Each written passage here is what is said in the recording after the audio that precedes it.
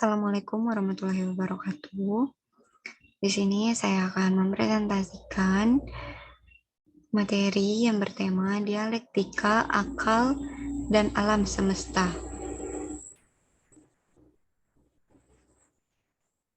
Sebelumnya, izinkan saya untuk memperkenalkan diri terlebih dahulu. Nama Uswatun Hasanah, nomor induk mahasiswa 2011001022, program studi administrasi publik, mata kuliah Islam dan Iptek, dosen pengampu Dr. Muhammad Nurdin Zuhdi, STHIMSI. Sebelumnya saya mau mengucapkan terima kasih kepada Bapak dosen yang telah memberikan kesempatan kepada saya untuk mempresentasikan dan menjelaskan materi dalam mata kuliah ini. Yang pertama, saya akan menjelaskan refleksi sejarah dalam awal manusia di muka bumi. Salah satu generasi awal manusia di muka bumi ialah Qabil dan Habil. Keduanya adalah putra dari Nabi Adam. Untuk memenuhi kebutuhan hidup, mereka melakukan domestik tanaman dan hewan, yang mana Qabil mengembangkan domestik tanaman, sedangkan Habil mengembangkan domestik hewan. Suatu ketika mereka sedang terjadi konflik, di mana konflik tersebut dimenangkan oleh Habil. Karena ada rasa iri dan dengki dalam diri Qabil, akhirnya Qabil melakukan pembunuhan terhadap Habil. Peristiwa ini merupakan pembunuhan pertama dalam sejarah umat manusia. Sebagaimana cerita ini disebutkan dalam Quran Surah Al-Ma'idah ayat 27. Yang selanjutnya yaitu Free Human Hominidae. Menurut penelusuran antropologis dan arkeologis, banyak penemuan fosil-fosil free human seperti Pithecanthropus, Erectus, Meganthropus, Paleojavanicus, dan lain-lain. Meskipun saat ini masih terjadi kontradiksi antara sains dan agama, hal ini jangan sampai menimbulkan sikap anti-sains bagi umat beragama. Dan selanjutnya yaitu benang merah ilmu dan akal. Singkat cerita, setelah Habil terbunuh, lalu Qabil kebingungan apa yang harus dilakukan dengan jenazah saudaranya. Sebagai generasi pertama, Qabil tidak mengetahui akan hal itu. Maka Allah mengirimkan 2 ekor burung gagak untuk memberi contoh kepada Qabil tentang cara mengurus jenazah Habil. Dalam Quran Surah Al-Ma'idah ayat 31 yang artinya, kemudian Allah SWT mengutus ekor burung gagak menggali tanah untuk diperlihatkan kepadanya, Qabil, bagaimana dia seharusnya menguburkan mayat saudaranya. Qabil berkata, "Oh celaka aku, mengapa aku tidak mampu berbuat seperti burung gagak ini, sehingga aku dapat menguburkan mayat saudaraku ini." Maka jadilah dia termasuk orang yang menyesal.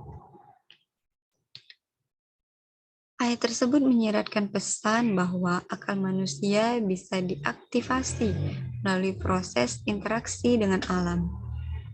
Oleh karena itu, Al-Quran menganjurkan agar manusia penjelajahan di muka bumi untuk mengaktifasi akal manusia agar menghasilkan ilmu pengetahuan.